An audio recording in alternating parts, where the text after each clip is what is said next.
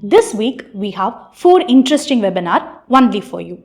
The first one is All Weather Investing, one strategy for every market by Samyukta Vibhu. That is at 10 a.m. And on 10 a.m. we also have Kodishwari, a special women only webinar by Lakshmi and Archana in Tamil language. 11 a.m. we have Corporate India Result Update webinar by G.R. Balaji sir. And finally at 12 p.m. we have Ask M2W Anything About Health Insurance webinar by insurance specialist Archana and Swagat. Go ahead and register now itself, and we will see you on Saturday.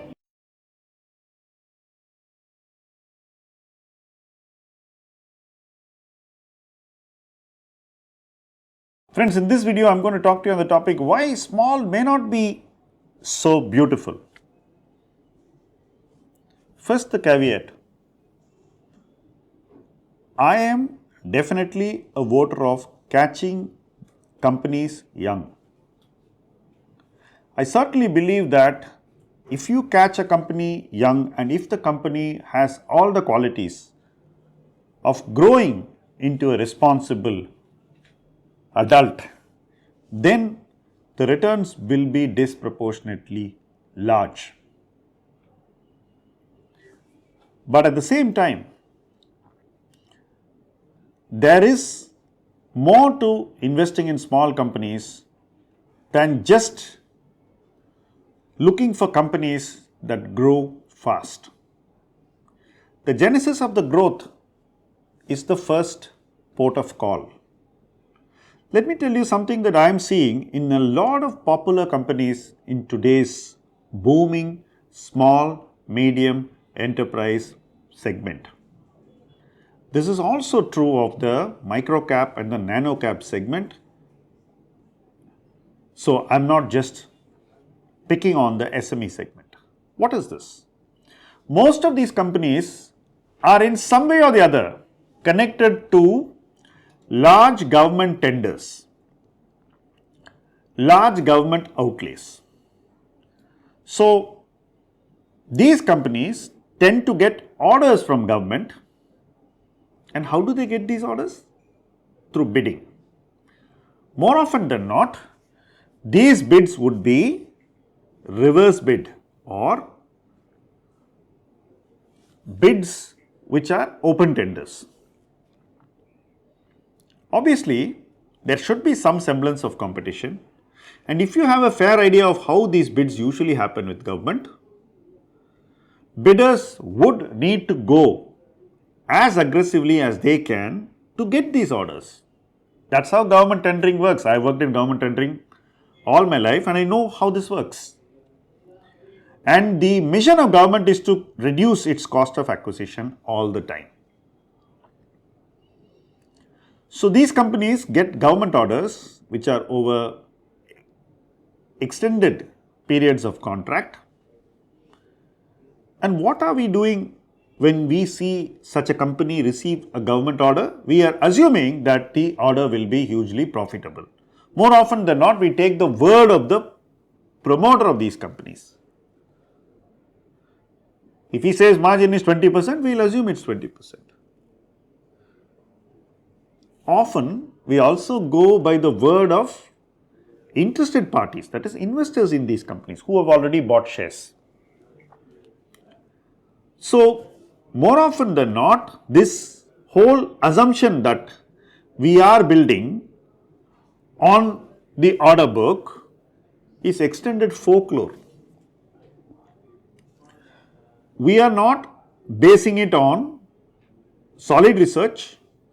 We don't know what is the cost structure of this company. We don't know how this industry operates. We don't know whether the company will execute the orders on time, whether they have to incur liquidated damages if they don't execute the order on time. We have not factored in failure. What if the company fails to execute the order to the satisfaction of the government agency for whom they are implementing such a contract? Then you have the concept of liquidated damages, and often you also have what they call as a risk purchase option. Suppose you have taken a contract and you don't fulfill the contract properly, the government is free to retender and buy from somebody else and recover the differential cost between your bid and the successful contractor's bid from you.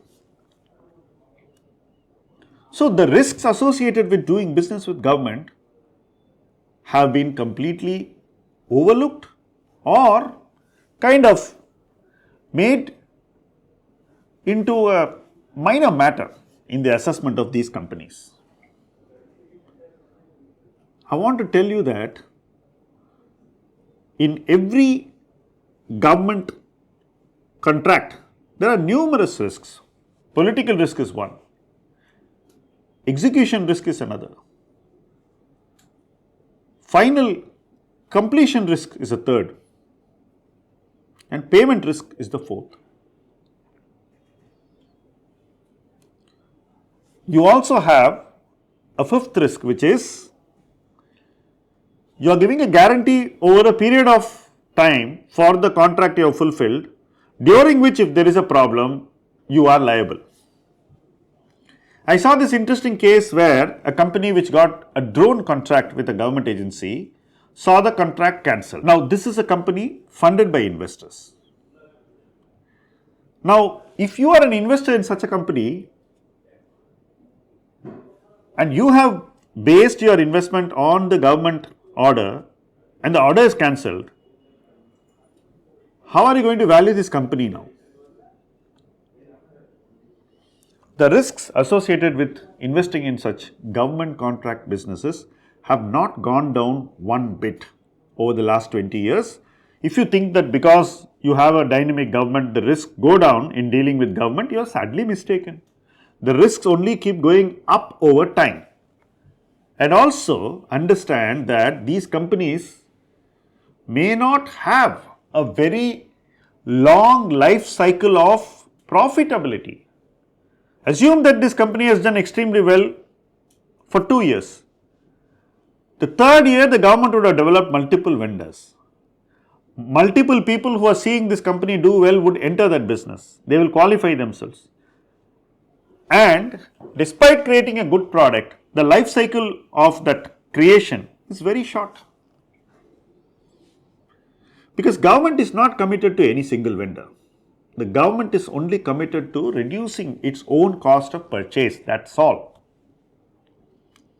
So if you are going to say that you are going to assume that every order will be profitable, or you can blindly take the word of the promoter about its profitability, or you think that the investors have a capacity to predict profitability, it means that you need to broaden your understanding of how government businesses work. And then you are also assuming fulfillment of the contract smoothly, which is not easy.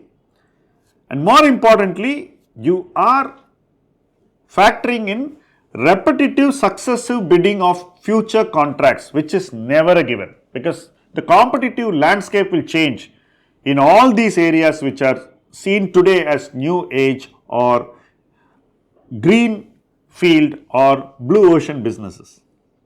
In everything you will see competition come in.